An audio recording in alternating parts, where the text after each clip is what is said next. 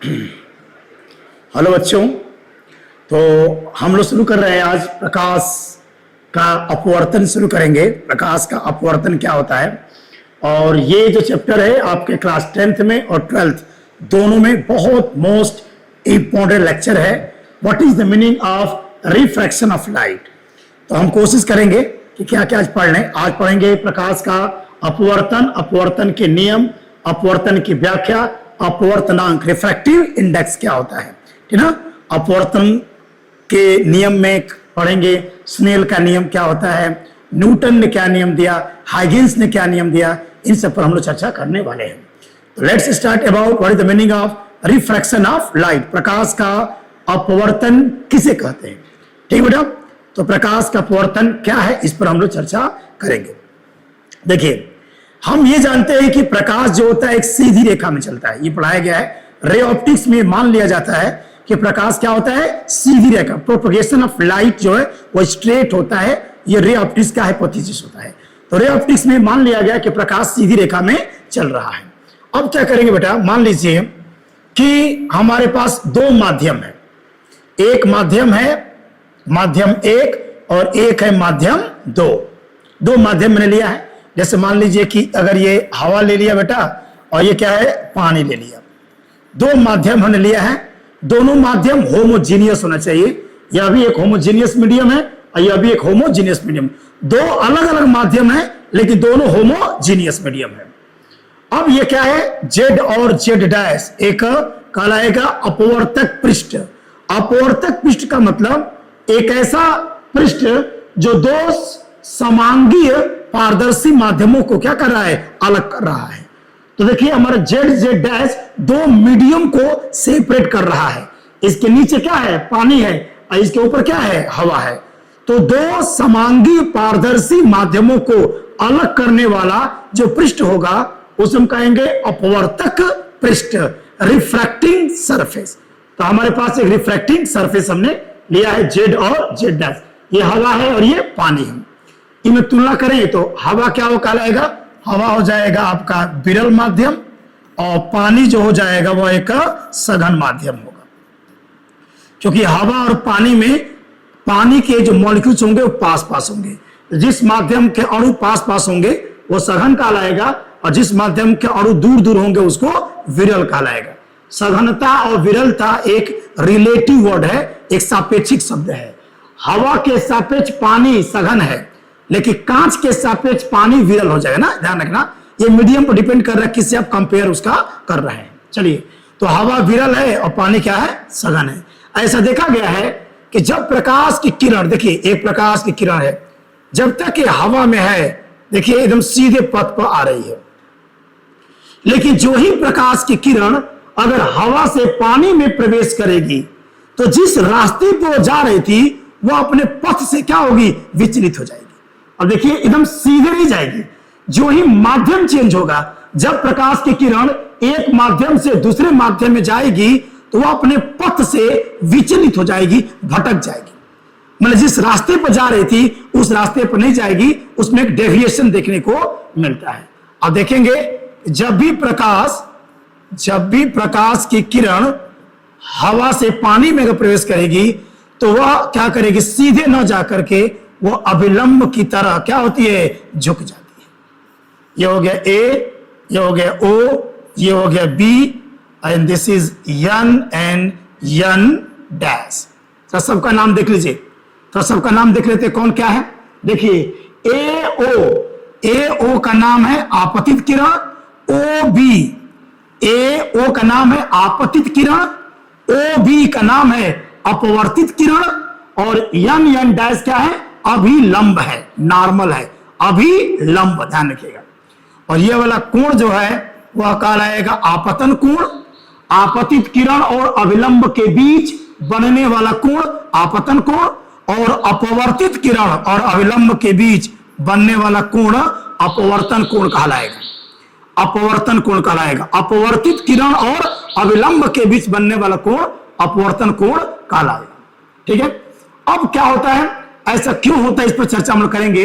जब कभी भी प्रकाश की किरण अगर विरल माध्यम से सघन माध्यम में प्रवेश करती है तो अपवर्तित किरण अविलंब की ओर झुक जाती है। क्यों ऐसा हो रहा है, ऐसा क्यों हो रहा है, इसी पर हम लोग चर्चा करेंगे। तो परिभाषा पर देख ले, प्रकाश का अपवर्तन क्या है? जब भी प्रकाश की किरण एक माध्यम से दूसरे माध्यम में प्रवेश करती है तो वह अपवर्तक पृष्ठ पर अपने पथ से विचलित हो जाती है और यह घटना प्रकाश का अपवर्तन कहता है। माने माध्यम अगर बदलेगा, माध्यम बदलेगा तो प्रकाश की किरण अपना रास्ता भी बदल देगी और यह घटना कहलाता है प्रकाश का अपवर्तन। इसमें दो चीज हम लोग को देखते हैं, जो चीज देखते हैं, जब प्रकाश की किरण, मान लीजिए कि ये विरल माध्यम है और ये क्या है, सघन माध्यम है। अगर प्रकाश की किरण एक विरल माध्यम से अगर सघन माध्यम में जाएगी तो अविलंब की ओर झुक जाएगी। ये हो गया I और ये हो गया R, या R का मान छोटा हो जाएगा किससे, I से। डायरेक्ट में क्या बोल रहा हूं, अगर प्रकाश की किरण विरल माध्यम से सघन माध्यम में जाएगी तो अविलंब की ओर झुक जाएगी। क्यों ऐसा होगा, इसके जवाब अभी दूंगा मैं। और इसका उल्टा मान लीजिए, अगर प्रकाश की किरण सघन माध्यम से अगर विरल माध्यम में प्रकाश जा रहा है, प्रकाश की किरण सघन से विरल में जा रही है, जैसे मान ले कि एक कांच है, ये कांच है और ये क्या बेटा, हवा है। अगर प्रकाश किरण कांच से हवा में सघन से विरल में जा रही है तो प्रकाश की जो किरण होती है वह अविलंब से क्या भाग जाती है, दूर भाग जाती है। और ऐसा क्यों होता है, इसी पर हम लोग को चर्चा करनी है।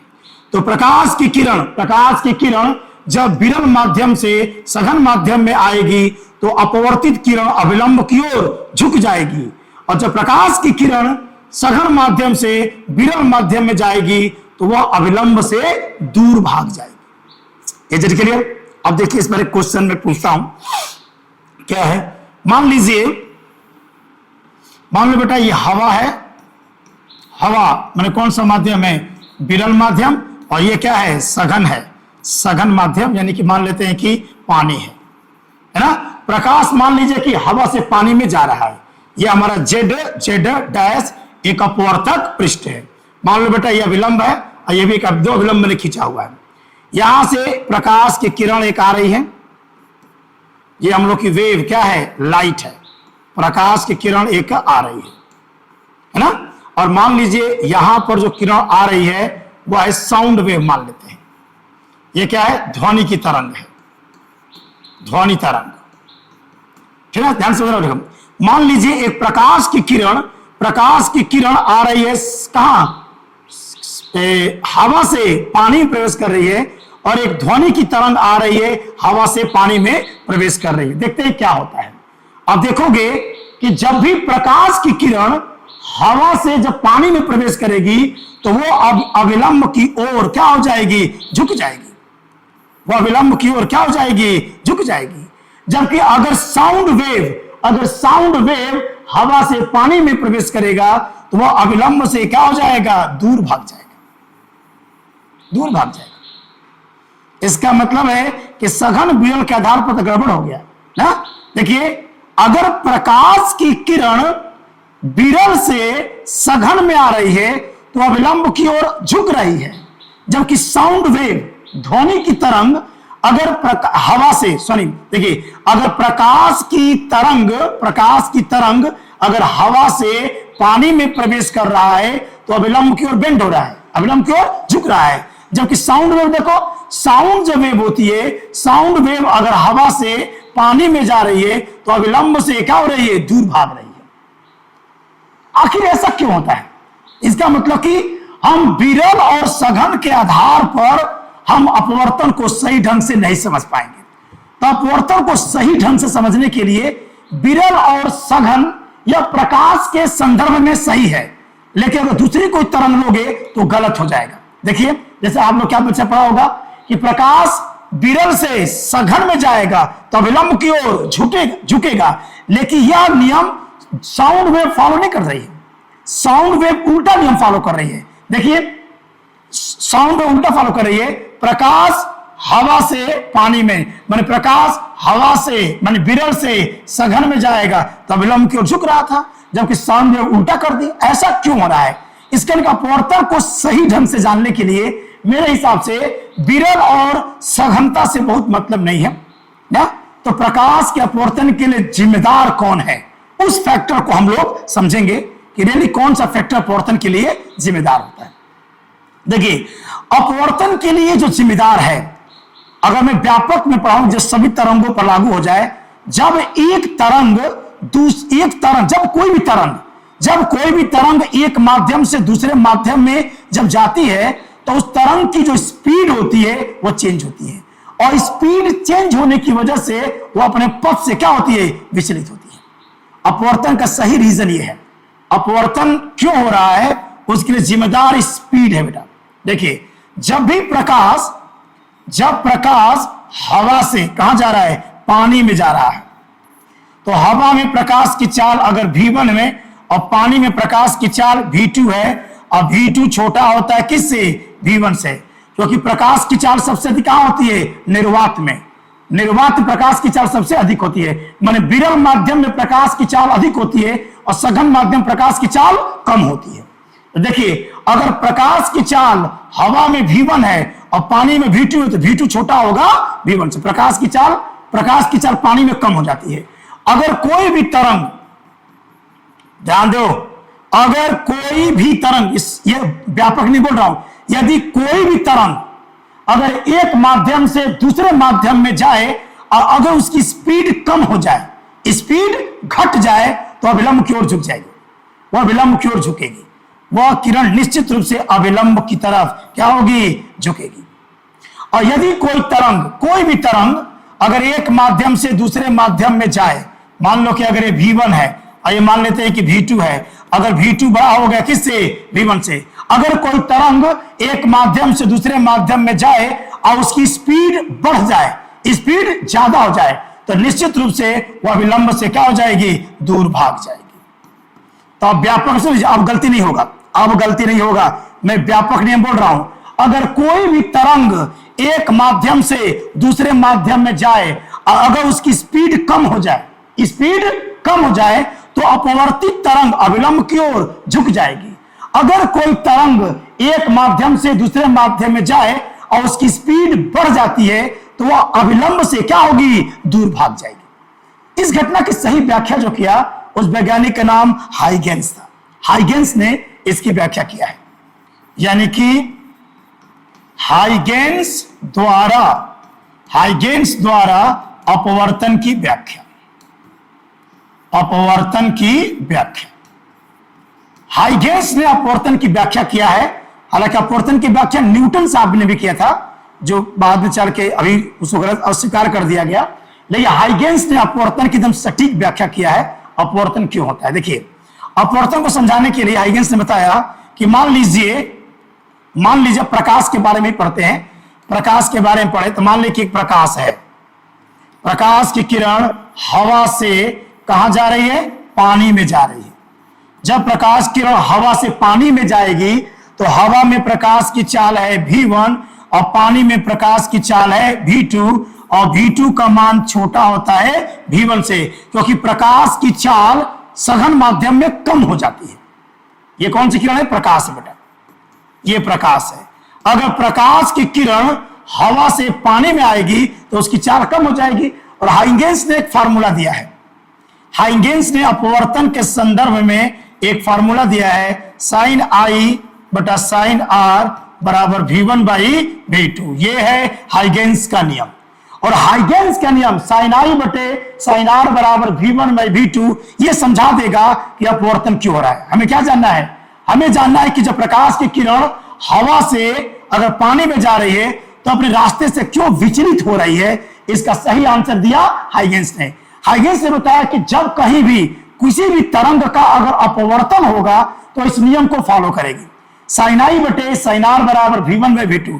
इस फॉर्मूले का डेरिवेशन हम 12th में करेंगे, अभी 10th के बच्चों के लिए बस यही जानना है कि sine i upon sine r बराबर v1 बाई v2 एक फॉर्मूला है, इसकी मदद से अपवर्तन कहीं भी होगा तो यह नियम क्या होगा, लागू होगा।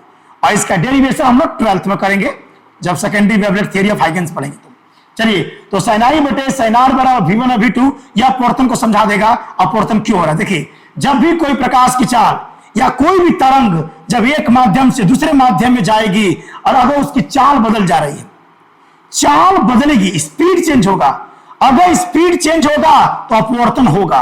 मैंने अपवर्तन का मुख्य कारण यह होता है कि अलग अलग माध्यम में प्रकाश की चाल अलग अलग होती है। हवा में प्रकाश की चाल अलग होगी, पानी में प्रकाश की चाल अलग होगी। चाल बदलेगी तो पथ भी क्या होगा, बदल जाएगा। क्यों ऐसा हो रहा है, देखिए तो सनाई बटे सनाई V1 V2, ये गणित का सूत्र है, एक हाइगेंस ने इसका सूत्र किया। ये बताइए जब प्रकाश हवा से पानी में जाएगा तो उसकी चाल कम होगी, V2 कम होगा। V2 जो होगा ये तो छोटा हो जाएगा V1 से। अब गणित के नियम से आगे आनुपातिक राशि है, अगर V2 छोटा होगा V1 से तो निश्चित रूप से साइन के R भी छोटा हो जाएगा साइन के किससे, I से। यानी कि कोण R का मान छोटा होना चाहिए I से। कोण R का मान I से छोटा होना चाहिए। ऐसा कब होगा, अगर मान लो ये वाला कोण क्या है बेटा, I है, और कह रहा है कि हाइगेंस कह रहा है कि जब प्रकाश हवा से पानी में जाएगा तो उसकी चाल घटेगी तो अपवर्तन कोण का मान भी आपतन कोण से कम हो जाएगा। तो R का मान I से कम होना चाहिए। अब अगर बताओ अगर किरण सीधे निकल जाती तब तो I और R दोनों आपस में क्या होते, बराबर हो जाते। अगर दूर हट जाता तो R का मान क्या हो जाता, बड़ा हो जाता।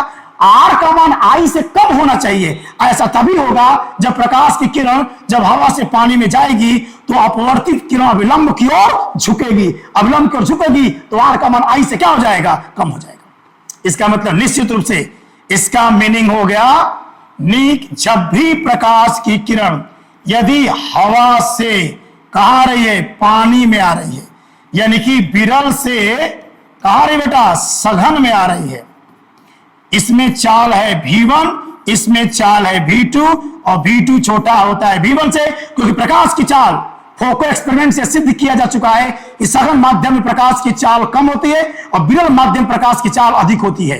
ये वेल प्रूव्ड है एक्सपेरिमेंटली। तो V2 छोटा है V1 से। अगर प्रकाश की कोई तरंग अगर हवा से पानी में आ रही है, अभी आपने सिद्ध किया है हाइगेंस का नियम, हाइगेंस ने साहब ने सिद्ध किया है कि साइन I बाई साइन के R बराबर V1 बाई V2, हाइगेंस का फॉर्मूला है। जब प्रकाश हवा से पानी में आएगा तो उसकी चाल घटेगी, माने V2 छोटा होगा V1 से। गणित के नियम से अगर V2 छोटा होगा V1 से तो साइन R का मान भी छोटा होगा किससे, साइन I से, यानी R छोटा हो जाएगा I से। और अगर R का मान I से छोटा तभी होगा जब प्रकाश की किरण अविलंब की ओर क्या हो जाएगी, झुक जाएगी। एकदम सिद्ध हो गया कि जब प्रकाश हवा से पानी में जाएगा तो अपवर्तित किरण अविलंब की ओर झुकेगी। एक व्यापक नियम याद करिएगा, व्यापक नियम यह है कि जब भी कोई तरंग, ध्यान दो, जब भी कोई तरंग एक माध्यम से दूसरे माध्यम में जाए अगर उसकी चाल कम हो जाए, जब कोई भी तरंग एक माध्यम से दूसरे माध्यम में जाए और उसकी चाल डिक्रीज हो जाए, कम हो जाए, तो अपवर्तित किरण अविलंब की ओर झुक जाएगी। जिम्मेदार रफ्तार बेटा। और जब भी कोई तरंग एक माध्यम से दूसरे माध्यम में जाए अगर उसकी चाल बढ़ जाए, देखो अगर V2 बड़ा होगा V1 से तो R बड़ा होगा I से, अर्थात अपवर्तित किरण अविलंब से दूर भाग जाएगी।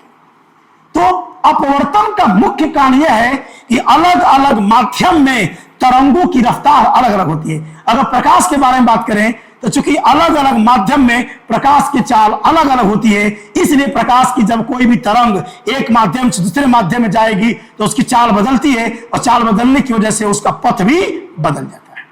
यह अपवर्तन कहलाता है। एक और सीमा बता दें, जब भी कोई प्रकाश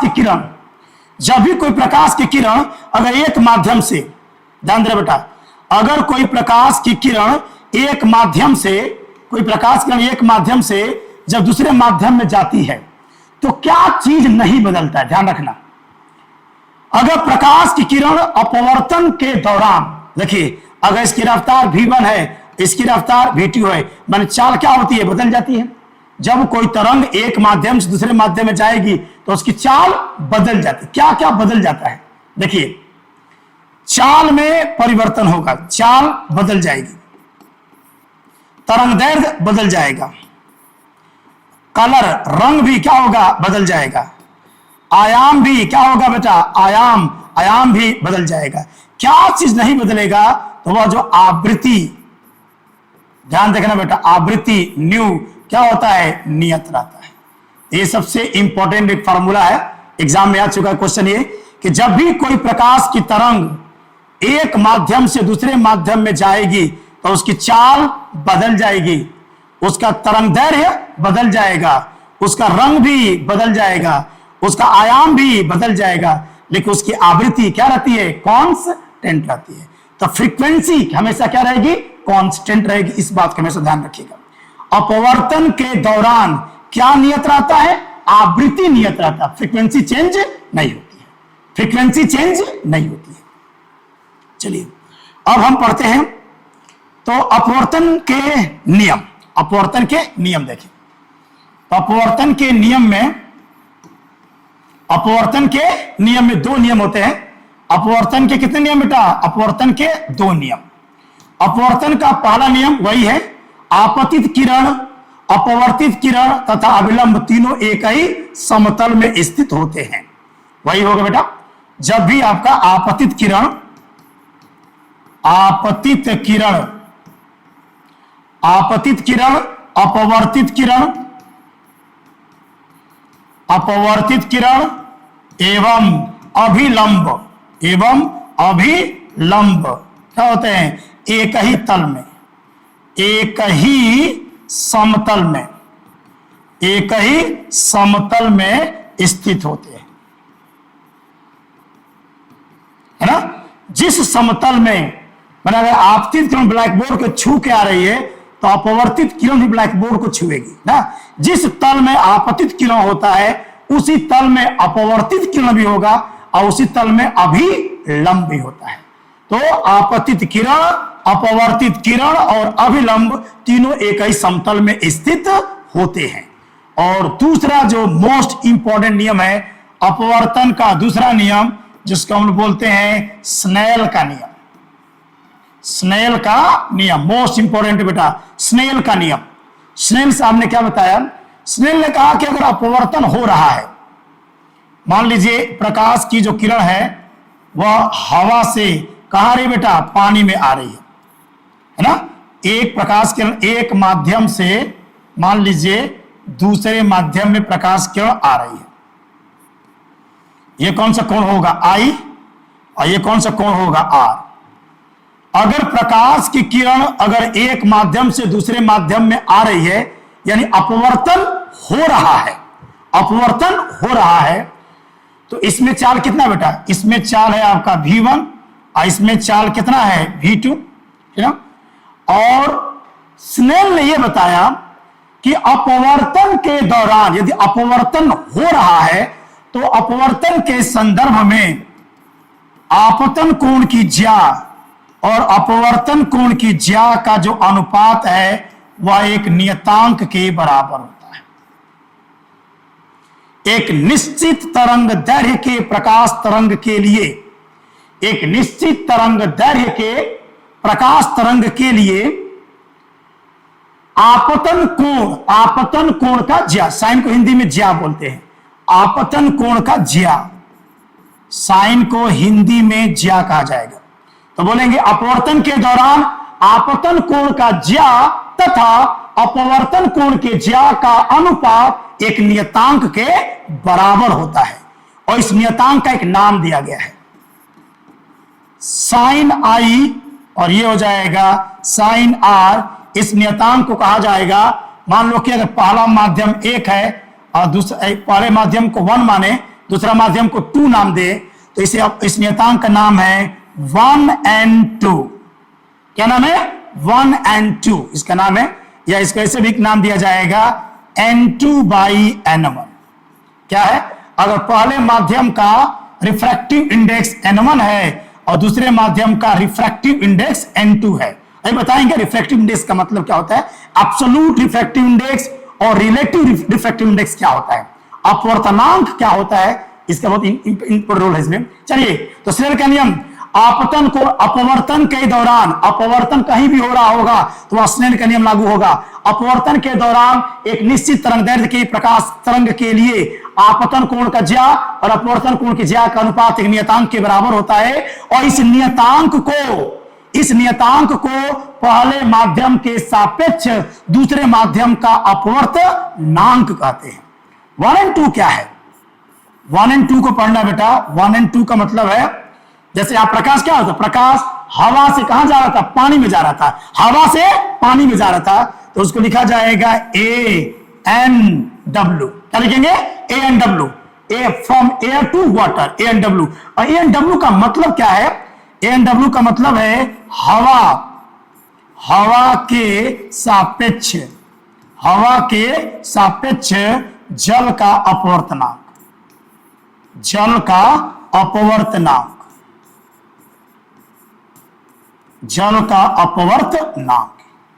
ये बहुत इंटरेस्टिंग टॉपिक है बेटा। ANW हवा के सापेक्ष जल का अपवर्तनांक, refractive index of water with respect to air. इसका मतलब क्या है? What is the meaning of refractive index? Refractive index क्या है? इस चैप्टर का सबसे एक रोमांचक टॉपिक होगा रिफ्रैक्टिव इंडेक्स किसे कहते हैं। तो स्नेल का नियम है साइनाई बटे साइनाई बराबर नियतांक। इस नियतांक को हम लोग कहते हैं refractive index of second medium, refractive index of second medium with respect to first medium. तो what is the meaning of refractive index? Refractive index का मतलब क्या होता है, इस पर हम लोग चर्चा करते हैं, इस पर चर्चा करेंगे। रिफ्रैक्टिव इंडेक्स, अपवर्तनांक क्या होता है? अपवर्तनांक ना, रिफ्रैक्टिव इंडेक्स। रिफ्रैक्टिव इंडेक्स का मतलब क्या होता है? रिफ्रैक्टिव इंडेक्स का मतलब क्या है? ओके, रिफ्रैक्टिव इंडेक्स दो तरह के होंगे, एक होगा एब्सोल्यूट रिफ्रैक्टिव इंडेक्स और एक होगा रिलेटिव रिफ्रैक्टिव इंडेक्स। दो तरह का होगा, एक होगा निरपेक्ष, मैं एब्सोल्यूट निरपेक्ष, एक होगा निरपेक्ष अपवर्तनांक, है ना, और एक होगा बेटा सापेक्ष अपवर्तनांक। सापेक्ष अपवर्तनांक, एब्सोल्यूट रिफ्रैक्टिव इंडेक्स और रिलेटिव रिफ्रैक्टिव इंडेक्स क्या होता है? चलिए एक थोड़ा मतलब समझते हैं, एक छोटा सा एग्जांपल समझेंगे। जैसे कहा जाता है कि ANW बराबर 1.33। पर इसका मतलब समझेंगे। जल का अपवर्तनांक हवा के सापेक्ष, हवा के सापेक्ष जल का अपवर्तनांक 1.33 होता है। इसका फिजिक्स में सेंस क्या है, मतलब क्या है? ANW 1.33 का तात्पर्य क्या है? तात्पर्य क्या है? इसको पर समझते हैं। What is the meaning of refractive index of water with respect to air is 1.33? अगर हवा के सापेक्ष जल का अपवर्तनांक 1.33 दिया है, इसका मीनिंग क्या होता है? इसका मीनिंग ये कह रहा है, हम जानते हैं कि प्रकाश की चाल विरल में अधिक होती है और सघन में कम होती है। यह एक्सपेरिमेंटली भी प्रूव किया जा चुका है फोको एक्सपेरिमेंट के द्वारा। चलिए, तो अगर प्रकाश की चाल हवा से पानी में जाएगी तो उसकी चाल क्या होगी? घटेगी। देखिए, तो refractive index of water with respect to air is given 1.33. It means when light moves from air to water, the speed of light is decreased by 1.33 times. इसका मीनिंग है कि जब प्रकाश हवा से पानी में प्रवेश करेगा तो प्रकाश की जो चाल है वह 1.33 गुना कम हो जाएगी। क्योंकि प्रकाश जब सघन माध्यम में जाती है तो उसकी चाल कम होती है। तो उसकी चाल कितना गुना कम होगी, इसी अनुपात को नापता है रिफ्रैक्टिव इंडेक्स। यानी कि दो अलग अलग माध्यमों में प्रकाश की चाल का जो अनुपात होता है उस अनुपात को हम रिफ्रैक्टिव इंडेक्स कहते हैं। Refractive index, I repeat again, जब हवा के सापेक्ष जल का अपवर्तनांक 1.33 होता है, यह इस बात का संकेत करता है कि जब प्रकाश की चाल हवा से पानी में प्रवेश करेगा तो प्रकाश की चाल में 1.33 गुना कमी हो जाएगी। अर्थात इसका मीनिंग क्या हुआ? अर्थात यहां से डाटा मिल गया। अर्थात यदि हवा में प्रकाश की चाल अगर c है तो पानी में प्रकाश की चाल C/1.33 हो जाएगा। अरे गेटिंग? इसका मतलब ये कह रहा है कि अगर हवा में प्रकाश की चाल C है तो पानी में प्रकाश की चाल C/1.33 हो जाएगा, 1.33 हो जाएगा, माने पानी प्रकाश की चाल कम हो जाएगी।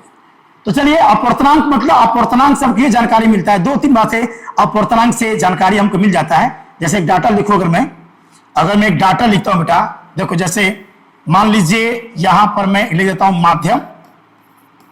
माध्यम, और यहां पर लिख देता हूं उसका अपवर्तनांक।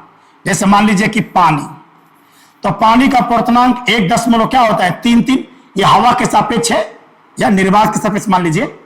और कांच मान लीजिए, अलग अलग कांच के लिए अलग अलग होता है। एक सिंपल कांच का अपवर्तनांक 1 क्या होता है, 5 होता है। हीरा का जो अपवर्तनांक होता है बेटा वो 2.41 होता है। अच्छा, एक 2-3 बातें बता दें। जिस माध्यम का अपवर्तनांक अधिक होता है उसका मतलब माध्यम उतना सघन है। माध्यम की सघनता को प्रदर्शित करता है रिफ्रैक्टिव इंडेक्स। जिस मीडियम का रिफ्रैक्टिव इंडेक्स ज्यादा होगा बेटा, वह मीडियम उतना ज्यादा सघन होता है, माने प्रकाश की चाल उसमें उतना ही गुना कम हो जाएगी। तो पूछा जाए कि अगर पानी, कांच और हीरा में सबसे ज्यादा सघन कौन है, तो हीरा सबसे ज्यादा सघन हो जाएगा, फिर आपका कांच होगा, फिर आपका पानी होगा। अच्छा, अगले कहा जाए कि पानी, ये सबसे ज्यादा बच्चे गलती करते हैं, सबसे ज्यादा गलती करने वाले बच्चे यहां पकड़ते हैं। सबसे ज्यादा गलती देखिए बच्चों से हो जाती है। अगर पानी और केरोसिन ऑयल, मिट्टी का तेल, मान लो बेटा पानी है, ये बेटा पानी है और ये केरोसिन ऑयल, केरोसिन का तेल है ना। अब जानते हो केरोसिन का तेल हल्का होता है, तो केरोसिन ऑयल और पानी को मिक्स करोगे तो दोनों अलग अलग, दोनों हेट्रोजीनियस है, तो केरोसिन ऑयल ऊपर आ जाएगा और पानी क्या हो जाएगा, नीचे आ जाएगा। ये कहा जाए कि पानी और केरोसिन ऑयल में कौन सघन है और कौन विरल है। तो मैक्सिमम बच्चे इसका आंसर देंगे। चाहे पूछा जाएगा कि अगर प्रकाश की किरण केरोसिन ऑयल से अगर पानी में जाए तो क्या होगा, आप भी सोच के देख लीजिएगा क्या जवाब आपका होगा। अगर मेरा क्वेश्चन है कि प्रकाश की किरण अगर केरोसिन ऑयल से पानी में प्रवेश करेगा तो क्या होगा, वह विलंब की ओर झुक जाएगा या विलंब से दूर जाएगा। मैक्सिमम बच्चों का आंसर होगा कि जब भी कोई प्रकाश की किरण अगर आपके केरोसिन ऑयल से अगर पानी में प्रवेश करेगा तब विलंब की ओर झुक जाएगा। ये बिल्कुल गलत है, बिल्कुल गलत जवाब। पानी की डेंसिटी ज्यादा है, ठीक है, पानी की डेंसिटी ज्यादा है केरोसिन ऑयल से। डेंसिटी में सघनता विरलता का कोई संबंध नहीं है। यह सही बात है कि पानी डेंस है, डेंसर है, माने भारी है बेटा, पानी की डेंसिटी ज्यादा है ना, और केरोसिन ऑयल की डेंसिटी कम होती है। कौन सघन है कौन विरल है इसके लिए डेंसिटी जिम्मेदार नहीं है, इसके लिए जिम्मेदार होता है रिफ्रैक्टिव इंडेक्स। अगर पूछा जाए कि मिट्टी के तेल और पानी में कौन सघन है और कौन विरल है तो आपको रिफ्रैक्टिव इंडेक्स निकालना पड़ेगा, डेंसिटी से कोई मतलब नहीं यहां पर है ना, ध्यान रखिएगा। तो पानी का निकालोगे बेटा तो पानी का रिफ्रैक्टिव इंडेक्स होता है 1.33, जबकि केरोसिन ऑयल का रिफ्रैक्टिव इंडेक्स होता है लगभग 1.43 के आसपास। जरा ध्यान दीजिए, पानी का रिफ्रैक्टिव इंडेक्स 1.33 और केरोसिन ऑयल का रिफ्रैक्टिव इंडेक्स 1.43। इसका मतलब केरोसिन ऑयल क्या है, सघन हुआ। केरोसिन ऑयल आपका हो जाएगा सघन और पानी आपका हो जाएगा विरल। हम जानते हैं कि जब प्रकाश की किरण सघन से विरल में जाएगी तो अविलंब से दूर हट जाएगी। इसका मतलब कि अगर प्रकाश की किरण केरोसिन ऑयल से पानी में प्रवेश करेगी तो अविलंब से दूर हटेगी, क्योंकि वह सघन से कहां आ रही है, विरल में आ रही है। इसको तुम नोट कर लेना बच्चों, एकदम नोट कर लो, कौन सघन है और कौन विरल है, कौन डेंस है और कौन रेयर है, इसके लिए जिम्मेदार रिफ्रैक्टिव इंडेक्स है। डेंसिटी जिम्मेदार नहीं है, घनत्व जिम्मेदार नहीं है, ध्यान रखिएगा, डेंसिटी जिम्मेदार नहीं है सघनता और विरलता के लिए। कौन सघन है कौन विरल है उसके लिए जिम्मेदार है रिफ्रैक्टिव इंडेक्स। तो अगर पूछा जाए कि पानी और केरोसिन ऑयल में सघन कौन है, तो केरोसिन ऑयल सघन होगा, क्योंकि केरोसिन ऑयल का रिफ्रैक्टिव इंडेक्स 1.43 और पानी का रिफ्रैक्टिव इंडेक्स 1.33। तो केरोसिन ऑयल डेंस मीडियम कहलाएगा और पानी क्या होगा, रेयर मीडियम कहलाएगा। और जब प्रकाश की किरण सघन से विरल में जाएगी तो विलंब से दूर हट जाएगी। ओके, ये बहुत एक अच्छा डाटा रहा, इसको दिमाग में जरूर रखिएगा। तो कौन सघन है और कौन विरल है, इसके लिए जिम्मेदार रिफ्रैक्टिव इंडेक्स है बेटा। तो रिफ्रैक्टिव इंडेक्स को समझते हैं। एब्सोल्यूट रिफ्रैक्टिव इंडेक्स क्या होता है? What is the meaning of refractive index? Absolute, निरपेक्ष। तो एब्सोल्यूट रिफ्रैक्टिव इंडेक्स का फार्मूला होता है n बराबर c बाई v। n बराबर c बाई v, यानी किसी माध्यम का निरपेक्ष अपवर्तनांक, किसी माध्यम का निरपेक्ष अपवर्तनांक n बराबर क्या होगा, तो निर्वात में प्रकाश की चाल, निर्वात में प्रकाश की चाल बटा क्या होगा, माध्यम में प्रकाश की चाल, माध्यम में प्रकाश की चाल, प्रकाश की चाल। ओके, यानी कि n बराबर हो जाएगा 3 गुणे 10 के घात 8 मीटर प्रति सेकेंड, और नीचे हो जाएगा माध्यम में प्रकाश की चाल, माध्यम में प्रकाश की चाल, प्रकाश की चाल। एक और खास बात है, अपवर्तनांक का मात्रक नहीं होगा, क्योंकि ये समान प्रकार की भौतिक राशियों का संबंध है। तो there is no unit of refractive index, n का मात्रक नहीं होगा, n का मात्रक नहीं होता है, नहीं होता है, रिफ्रैक्टिव इंडेक्स का मात्रक नहीं होता है। एक और खास बात बेटा, जिस माध्यम का रिफ्रैक्टिव इंडेक्स ज्यादा होगा वह माध्यम क्या है, सघन है। जिस माध्यम का रिफ्रैक्टिव इंडेक्स जितना ज्यादा होगा वह माध्यम उतना ज्यादा डेंस है और उसमें प्रकाश की चाल उतना ही कम हो जाती है, उतना गुना कम हो जाती है। तो अब इसमें एक वर्ड आता है कि मैंने 2-3 बातें बता दिया। अब इसमें सेंटेंस आएगा कि अपवर्तनांक के संदर्भ में 2 तरह का जो बता दिया। एक तो हो जाएगा n बराबर क्या हो गया, c बाई v, ये तो होगा एब्सोल्यूट रिफ्रैक्टिव इंडेक्स। और अगर एक फार्मूला बनाया जाए क्या, रिलेटिव रिफ्रैक्टिव इंडेक्स, सापेक्ष अपवर्तनांक, रिलेटिव, जैसे WNG का फार्मूला बनाया जाए, तो WNG में फार्मूला क्या बनेगा, इसका भी अभी लिखेंगे। WNG का फार्मूला ANG बटा ANW होता है। इसको भी सिद्ध करूंगा कहां से फार्मूला आया है। और देखो, जिस अपवर्तनांक को चाल में बात करें तो यहाँ ANG बटा ANW, और रफ्तार में देखिए माध्यम और अपवर्तनांक में उल्टा संबंध है। इसका मतलब हो जाएगा, अगर चाल के संदर्भ में लिखे तो पानी में प्रकाश की चाल, पानी में प्रकाश की चाल बटा कांच में प्रकाश की चाल, पानी में प्रकाश की चाल बटा कांच में प्रकाश की चाल, कांच में प्रकाश की चाल, प्रकाश की चाल का जो अनुपात होगा वो कहलाएगा WNG।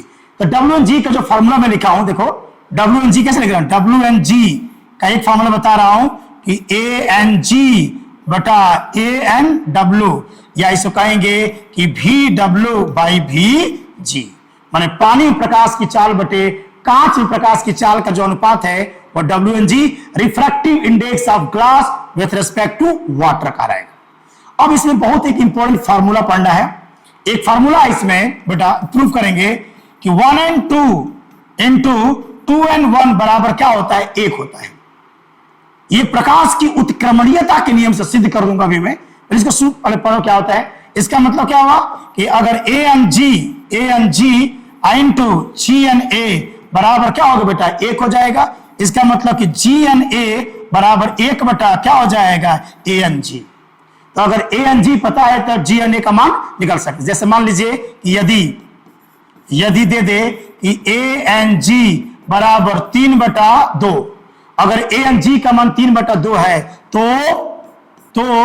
GNA कितना हो जाएगा, तो GNA हो जाएगा 1/ANG, यानी हो जाएगा 1/3/2, यानी हो जाएगा बेटा 2/3 हो जाएगा। इसका मीनिंग रहा, एक बहुत अच्छा फॉर्मूला आपका है कि 1 and 2 into 2 and 1 बराबर 1 होता है। इससे मिल जाएगा कि GNA बराबर 1/ANG ना। किसी ये फॉर्मूला हर जगह क्या हो जाएगा, वैलिड रहेगा। अगर मान लो कि 3 माध्यम में बेटा, 3 अलग अलग माध्यम मान लो कि दिया हो, 3 माध्यमों के लिए फॉर्मूला क्या बन जाएगा, 3 माध्यमों के लिए कौन माध्यम है, 1 है, 2 है और 3 है। प्रकाश केवल 3 माध्यमों से गुजर रही है, तो इसमें उत्क्रमणीयता का नियम लगाएंगे तो एक फॉर्मूला बनेगा कि 1 and 2 into 2 and 3 into 3 and 1 बराबर क्या होगा 1। एकदम चक्री क्रम बेटा, एकदम चक्री क्रम में आपको जाना है, एकदम चक्री क्रम में 1 2 3। तो पहले 1 से 2, 2 से 3 और 3 से 1। अगर मैंने कि 4 माध्यम में 4 बिंदु दे दें तो 4 बिंदु का बना लोगे 1 2 3 4। तो 1 से 2, 2 से 3, 3 से 4, 4 से 1। तो 4 माध्यमों के लिए फॉर्मूला क्या बनेगा, 4 माध्यमों के लिए फॉर्मूला बन जाएगा कि 1 and 2 into 2 and 3 into 3 and 4 into 4 and 1 बराबर क्या होगा 1 हो जाएगा। इस तरह से किसी भी माध्यम के लिए आप फार्मूला को बना सकते हैं, साइक्लिक प्रोसेस में यह आपका फार्मूला बनता है। चलिए एक बहुत इंपॉर्टेंट फार्मूला हम लोग बना लें, जिसका एग्जाम में बहुत बहुत इंपॉर्टेंट रोल होता है, आपके 10th में भी और 12th में भी। देखते हैं कौन सा फार्मूला है। देखिए हम 3 माध्यम लेते हैं, हवा को मान लेते हैं एयर, और इसका सिंबल मैं लूंगा ए। पानी में क्या होगा बेटा वाटर, और वाटर का सिंबल मैं लूंगा W, और एक लूंगा कांच यानी कि ग्लास, और इसके लिए फार्मूला लूंगा मैं G। 3 माध्यम के लिए ले रहा हूं, 3 माध्यमों के लिए हम लोग फार्मूला बनाने जा रहे हैं। तो क्या फार्मूला बनेगा बेटा, A and W into W and G into G and A बराबर क्या होगा बेटा 1 हो जाएगा। अगर मुझे W and G क्या समान चाहिए, W and G बराबर ये दोनों नीचे आ जाएगा, 1 बटा हो जाएगा G and A into A and W। ठीक है बेटा, अब देखिएगा ध्यान से, आप यहां से हो जाएगा 1 बटा G and A लिख सकते हैं, 1 बटा यहां से हो जाएगा A and G, और यहां हो जाएगा बेटा A and W। ये पलट जाएगा, और पलट जाएगा, फॉर्मूला बन गया कि W and G बराबर आ गया A and G बटा A and W। This is the most important formula. इस फार्मूले का बहुत ज्यादा यूज किया जाएगा न्यूमेरिकल लगाने के लिए। एक ट्रिक याद कर लेते बेटा हम लोग, एक ट्रिक याद ये कर लीजिए कि W and G अगर मान निकालना है, नियम क्या है, जो माध्यम बाद में होगा उसे हवा के सापेक्ष अंश बना देना, जो माध्यम बाद में होगा उसे हवा के सापेक्ष अंश बना दीजिएगा। तो क्या हो जाएगा A and G, और जो माध्यम पहले होगा उसे नीचे कर दीजिएगा, ये हो जाएगा A and W। तो इस तरीके से हम आराम से फार्मूला को बना सकते हैं, यानी कि W and G जो माध्यम बाद में होगा वो बनेगा अंश, और जो माध्यम पहले होगा बन जाएगा हर बन जाएगा। इस तरीके से इस फार्मूले की मदद से किसी फार्मूले को हम लोग सॉल्व कर सकते हैं बेटा। एक इंटरेस्टिंग न्यूमेरिकल लगा लेते हैं, इस पर एक बहुत अच्छा न्यूमेरिकल्स अगर मैं लगाऊं, देखिए आपके एग्जाम में दिया था ये बेटा, दिया था कांच का अपवर्तनांक,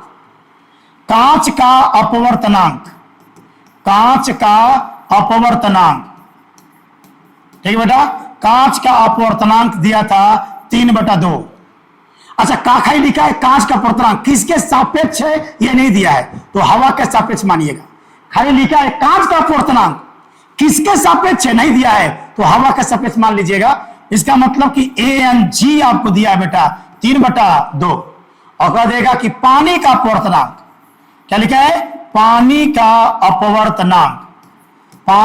अपवर्तनांक 4/3। खाली लिखा है कि पानी का अपवर्तनांक किसके सापेक्ष है नहीं दिया है, तो हवा के सापेक्ष मान लेंगे, यानी कि A and W का मान दे दिया है 4/3। और आपसे पूछ रहा है क्या कि आपको पूछ क्या रहा है कि पानी के सापेक्ष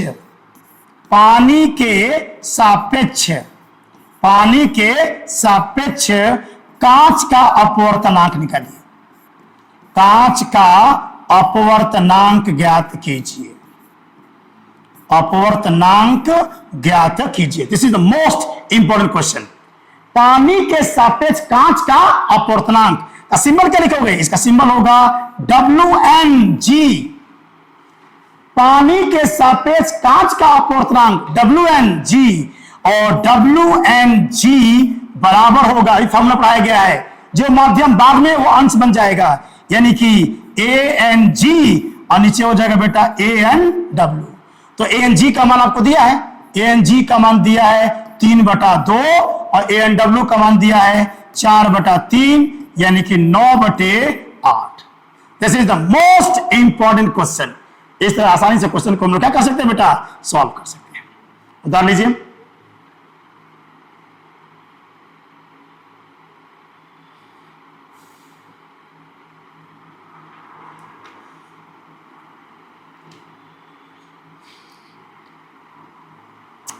ओके चलिए, अब इस फार्मूले का अगर डेरिवेशन किया जाए, यह फार्मूला आया कहां से है? तो यह सिद्ध होता है लॉ ऑफ रिवर्सिबिलिटी, यानी प्रकाश में एक उत्क्रमणीयता का नियम होता है। उत्क्रमणीयता का सिद्धांत पर देख लेते हैं। उत्क्रमणीयता का सिद्धांत, ठीक है बेटा? उत्क्रमणीयता का सिद्धांत, law of reversibility. Prakash reversibility law को फॉलो करता है। इसका मतलब क्या है? तो ध्यान देखना, लॉ ऑफ रिवर्सिबिलिटी क्या बेटा? मान लीजिए Z और Z डैश, ध्यान दीजिएगा, बहुत अच्छा क्वेश्चन। और ये मान लेते अविलंब है बेटा, अविलंब है। एक प्रकाश की किरण आ रही है, मान लेते हैं कांच से। प्रकाश कांच से कहां जा रहा है? हवा में जा रहा है। अगर प्रकाश कांच से हवा में जाएगा, यानी कि सघन से, ये बेटा सघन से कहां जा रहा है? विरल में जा रहा है। और यदि प्रकाश सघन से विरल में जा रहा है तो क्या होगा? विलंब से दूर भाग जाएगा। अविलंब से दूर भाग गया। यह आपतन कोण I और यह अपवर्तन कोण R हो जाएगा। ओके, तो उत्क्रमणीयता का सिद्धांत क्या कहता है? उत्क्रमणीयता का सिद्धांत यह कहता है, यह कौन सी किरण है बेटा? यह कौन सी किरण है? आपतित किरण। और यह कौन सी किरण बेटा? यह है अपवर्तित किरण। यह क्या हो गया? अपवर्तित किरण। उत्क्रमणीयता का सिद्धांत यह कहता है, एक काम करिए बेटा, यहां पर एक समतल दर्पण लगा दीजिए। एक ऐसा समतल दर्पण जिस पर अपवर्तित किरण एकदम 90 अंश के कोण पर टकरा जाए, एकदम 90 डिग्री पर।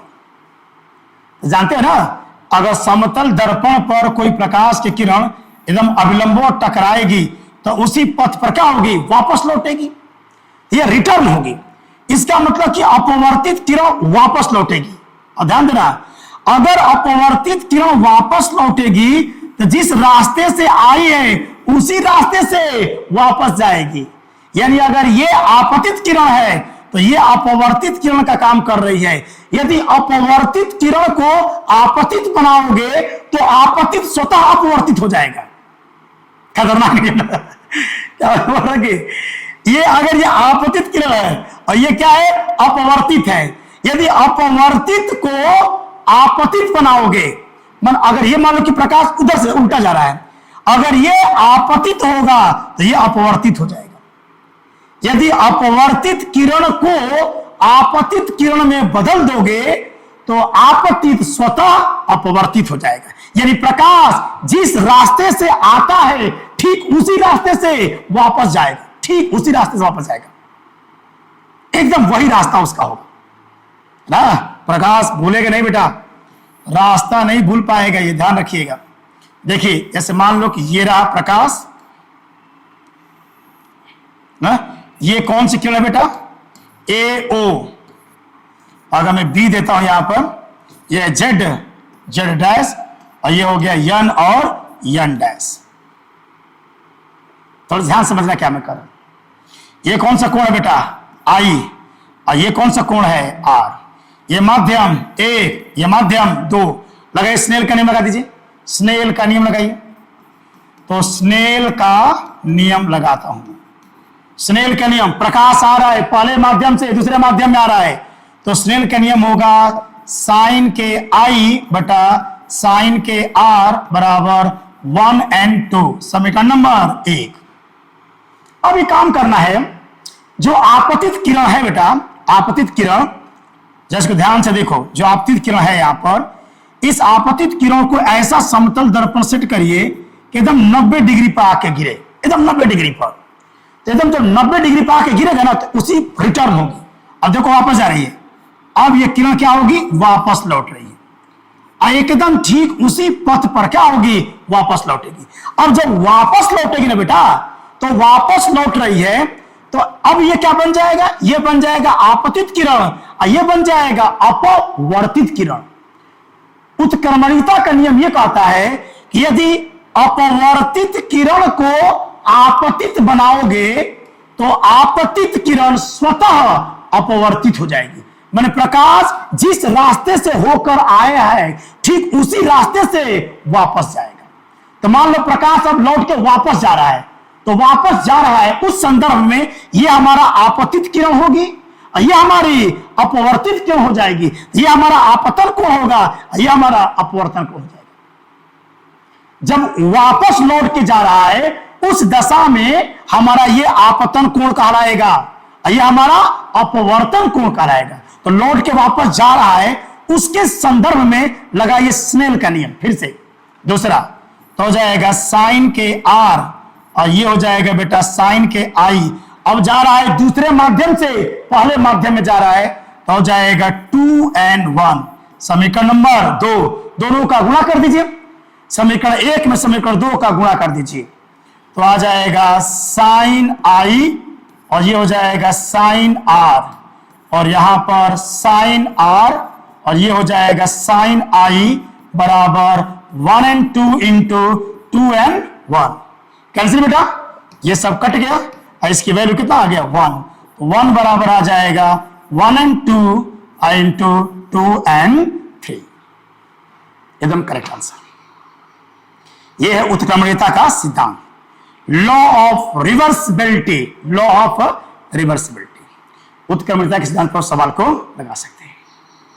ठीक है, बहुत इंटरेस्टिंग चैप्टर है, मजा आएगा, प्रकाश का अपवर्तन पढ़ के मजा आ जाएगा। ठीक है, ओके बेटा, चलिए अपवर्तन, प्रकाश का अपवर्तन क्या होता है इस पर छोटा सा मैं लेक्चर लिया हूं। बाकी प्रकाश के अपवर्तन से और भी घटनाएं और भी न्यूमेरिकल्स, और क्रांति कोण क्या होता है ना, या प्रकाश का पूर्ण आंतरिक, प्रकाश का पूर्ण आंतरिक परावर्तन, उसका हमारे व्यवहारिक जीवन में क्या क्या उपयोग है, प्रिज्म पढ़ना है, आभासी गहराई पढ़ना है ना, इन सब पर हम चर्चा करेंगे। ठीक है बेटा, इतना रिवीजन करिएगा मस्त दम।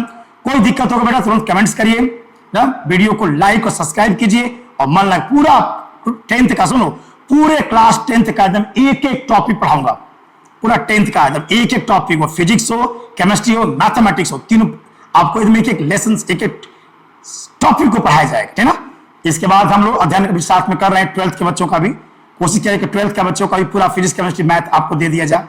ठीक है, और इस चैनल को हमेशा लाइक करो बेटा, सब्सक्राइब करो, प्यार कीजिए, और खूब मन लगा के पढ़िए। कोई दिक्कत होता है आप अपनी समस्या को डाल सकते हैं। Thank you very much, be happy, हमेशा खुश रहिए, मुस्कुराते रहिए, और मन लगा के पढ़ते रहिए।